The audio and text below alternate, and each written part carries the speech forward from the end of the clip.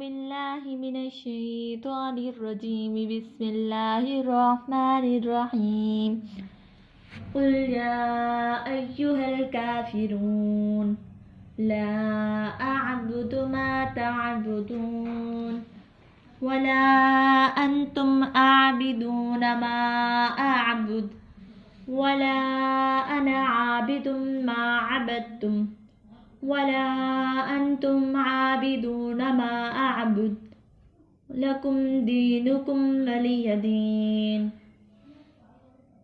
آج میں آپ کو بتاؤں گی حج میں شرط لگانے کا حکم۔ تو ابن عباس رضی اللہ تعالیٰ عنہما سے روایت ہے کہ زباعہ بنت زبیر بن عبد المطلب آئی آپ صلی اللہ علیہ وسلم کے پاس اور کہنے لگی اے اللہ کے رسول میں حج میں شرط لگانا چاہتی ہوں۔ آپ نے فرمایا کہ ہاں۔ انہوں نے کہا کہ میں کیسے کہوں؟ آپ نے فرمایا کہو حاضر ہوں، اے اللہ حاضر ہوں، میرے احرام کھولنے کی جگہ وہی ہے جہاں تو مجھے روک دے۔ خلاصہ یہ ہے کہ ایک شخص حج کو روانہ ہو رہا ہے، اندیشہ ہے کہ کسی رکاوٹ مرض کے پیش آنے کا تو یہ شخص نیت کے وقت ہی شرط لگا رہا ہے اللہ میں احرام باندھ رہا ہوں، مجھے کوئی رکاوٹ پیش آئے تو احرام کھول دوں گا۔ یہ تو مفہوم ہے، کیا یہ مفید و معتبر ہے یا نہیں تو اس کے بارے میں اختلاف ہے۔ احناف و مالکیہ کے نزدیک اشتراط فی الحج کا کوئی اعتبار ہی نہیں ہے، نیت کرنے سے محرم ہو گیا، مشروط احرام کوئی نہیں۔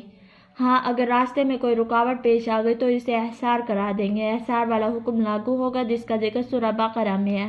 فَإِنْ أُحْصِرْتُمْ فَمَا اسْتَيْسَرَ مِنَ الْهَدْيِ وَلَا تُحْلِقُوا رُؤُوسَكُمْ حَتَّى يَبْلُغَ الْهَدْيُ مُحِلَّهُ۔ ہر میں ہدی پہنچنے اور ذبح ہونے تک احرام کی حالت میں رہے گا، چاہے شرط لگائی ہو یا نہ لگائی ہو، یعنی یہ اشتراط کے قائل نہیں۔ قول ثانی، شوافی و حنابلہ کے نزدیک احرام باندھتے وقت شرط لگانا مفید و معتبر ہے۔ جب کہیں رکاوٹ پیش آئے گی تو احرام کھول دوں گا، دم واجب نہ ہوگا۔ یہ دونوں فائدے اشتراط فی الحج سے ہوئے، احرام کھل گیا اور دم واجب نہیں۔ حدیث باب ان کی دلیل ہے لبیک اللہم لبیک ومحل من ارضی حیث حثتنی، کہ جہاں مجھے راستے نے روکا وہیں میرا احرام کھولنے کی جگہ ہے۔ دراصل بنیاد یہ ہے کہ احصار جو قرآن پاک میں مذکور ہے وہ صرف دشمن کی طرف سے ہوتا ہے یا کسی دوسری رکاوٹ کی وجہ سے بھی ہو سکتا ہے، اور یہ واقعہ صلح حدیبیہ کا ہے جس میں احصار دشمن کی طرف سے تھا۔ دیگر ائمہ اسے دشمن کے ساتھ مقید کر کے دیگر امراض و اعزاز کے لیے اشتراط فی الحج کے قائل ہے۔ احناف احصار میں تعمیم کرتے اور اشتراط فی الحج کے قائل نہیں، اور اس تعمیم کی دلیل آگے باب نمبر 40 میں ہے کہ جس کی ہڈی ٹوٹ گئی یا لنگڑا ہو گیا تو احرام کھول دے، اس پر آئندہ سال حج لازم ہے۔ دیکھیے دیگر اعذار کی وجہ سے احرام کھولنے کا ذکر ہے، یہ تو اختلاف و جواب کی بنیاد پر ہے۔ اب حج افراد کیا ہے؟ تو ام المومنین حضرت عائشہ رضی اللہ تعالیٰ عنہ فرماتی ہے کہ آپ صلی اللہ علیہ وسلم نے حج افراد کیا، اور ام المومنین حضرت عائشہ کہتی ہیں کہ ہم آپ صلی اللہ علیہ وسلم کے ساتھ نکلے جب ذی الحجہ کا چاند نکلنے والا تھا۔ جب آپ ذوالحلیفہ پہنچے تو آپ نے فرمایا جو حج کا احرام باندھنا چاہے وہ حج کا احرام باندھے، اور جو عمرہ کا احرام باندھنا چاہے وہ عمرہ کا احرام باندھے۔ موسیٰ بن وہب والی روایت نے کہا ہے کہ آپ نے فرمایا کہ میں ہدی نہ لے آتا تو میں بھی عمرہ کا احرام باندھتا۔ حماد بن سلمہ کی حدیث میں بہرحال میں تو حج کا احرام باندھتا ہوں کیونکہ میرے ساتھ ہدی ہے۔ حضرت عائشہ کہتی ہیں میں عمرے کا احرام باندھنے والوں میں سے ہوتی تھی۔ آپ راستہ میں تھے، مجھے حیض آ گیا تو آپ صلی اللہ علیہ وسلم میرے پاس تشریف لائے، میں رو رہی تھی۔ آپ صلی اللہ علیہ وسلم نے فرمایا کہ کیوں رو رہی ہوں؟ میں نے عرض کیا کہ میری خواہش تھی کہ میں اس سال نہ نکلتی۔ آپ نے فرمایا اپنا عمرہ چھوڑ دو، سر کھول لو، کنگھی کر لو۔ موسیٰ کی روایت میں ہے کہ حج کا احرام باندھ لو۔ سلیمان کی روایت میں ہے کہ وہ تمام کام کر لو جو مسلمان اپنے حج میں کرتا ہے۔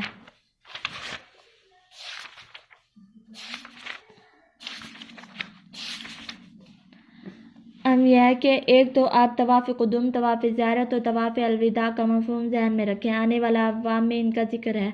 اقسام حج کی تعریف: حج افراد جس میں سفر ایک، احرام ایک، عمل ایک، یعنی صرف حج کا احرام ہو، حج کرے۔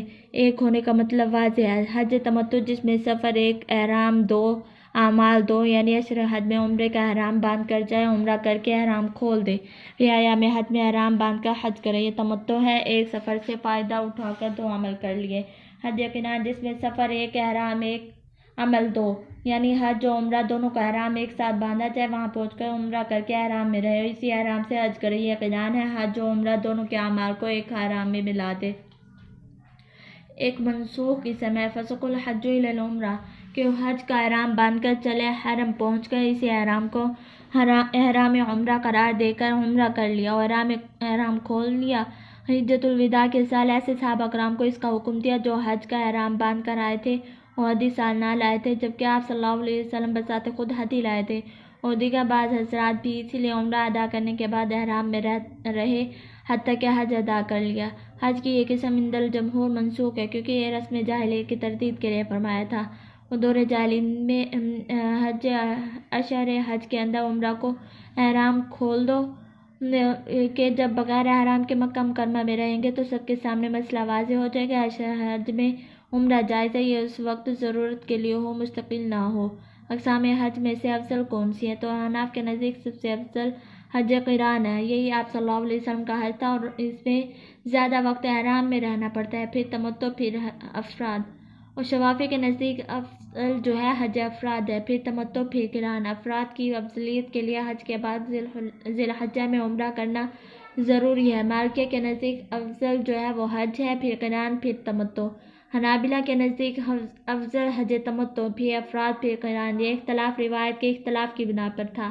حدیث اول ان رسول اللہ صلی اللہ علیہ وسلم افرد الحج کے ظاہر الفاظ سے ثابت ہو رہا ہے کہ حجۃ الوداع میں مفرد تھے۔ عند المالک آپ صلی اللہ علیہ وسلم مفرد تھے، عند الشوافی ابتداءً مفرد تھے، انتہاً قارن تھے۔ عند الاحناف آپ صلی اللہ علیہ وسلم قارن تھے، یہی راجح ہے۔ چنانچہ ابن القیم کہتے ہیں کہ 12 صحابہ کرام سے قارن ہونا ثابت ہوتا ہے، بلکہ صحیح بخاری کی روایت میں قران کا معمور من اللہ ہونا ثابت ہے۔ مذکورہ جملے میں مفرد ابتداء کے اعتبار سے کہا گیا ہے، ورنہ حدیث صحیحہ سریہ میں ہے کہ آپ صلی اللہ علیہ وسلم نے عمرہ ادا کیا، اور حدیث ابن حزم نے کہا کہ آپ صلی اللہ علیہ وسلم 24 ذی القعدہ بروز جمعرات حج کو روانہ ہوئے تھے اور 4 ذی الحجہ کو مکہ مکرمہ پہنچے۔ موافقین کا مطلب ہے کہ اس سال میں کہ ہم پانے والے تھے ذی الحجہ کو۔ آپ صلی اللہ علیہ وسلم نے فرمایا کہ عمرہ ترک کر دو، حج کا احرام باندھ لو۔ حضرت عائشہ کے احرام میں روایتیں مختلف ہیں اور اقوال بھی۔ قول اول، احناف کا قول یہ ہے کہ 3 ذی الحجہ سے حج تک وقت کم تھا، حیض سے پاک ہونا حج سے پہلے عمرہ کرنا نہیں ہو سکتا تھا، اس لیے آپ صلی اللہ علیہ وسلم نے حکم دیا کہ عمرے کا احرام کھول دو، پھر حج کا احرام باندھ لو، کیونکہ حج جو ہے وہ عمرہ سے مانع ہے، اور اعلی حج سے طواف زیارت سے پہلے اعمال سے معنی نہیں۔ منا، عرفہ، مزدلفہ، رمی جمار یہ اعمال ہو سکتے ہیں۔ قول ثانی، دیگر ائمہ شوافی کا قول یہ ہے کہ عمرے کا احرام کھولنے کی بجائے تداخل احرام کر لے، یعنی اسے عمرے والے احرام کو حج کا احرام قرار دے اور حج کی نیت کر کے اعمال حج ادا کرے۔ ان کے نزدیک اس کی وجہ یہ ہے کہ حج قران میں اعمال عمرہ علیحدہ ادا نہیں کرنے پڑتے، بلکہ اعمال حج کے اندر اعمال عمرہ ادا ہو جاتے ہیں، تو یہ حضرات احرام عمرہ کے قائل نہیں بلکہ اسی کو احرام حج قرار دینے کے قائل ہیں۔ یہ بات سب کے نزدیک بالاتفاق ہے۔ حج سے پہلے ام المومنین رضی اللہ عنہا نے عمرہ نہیں کیا، حج ادا کیا، پھر حج کے بعد اپنے بھائی عبد الرحمن کے ساتھ جا کر مقام تنعیم سے عمرہ کا احرام باندھا، عمرہ ادا کیا، پھر اسی جگہ عمرہ کرنے تینوں امور کو ثابت کر رہے ہیں۔ وآخر دعوانا ان الحمد للہ رب العالمین۔ ہمارے چینل کو سبسکرائب کریں اور اللہ تعالی ہمیں اس پر عمل کرنے کی توفیق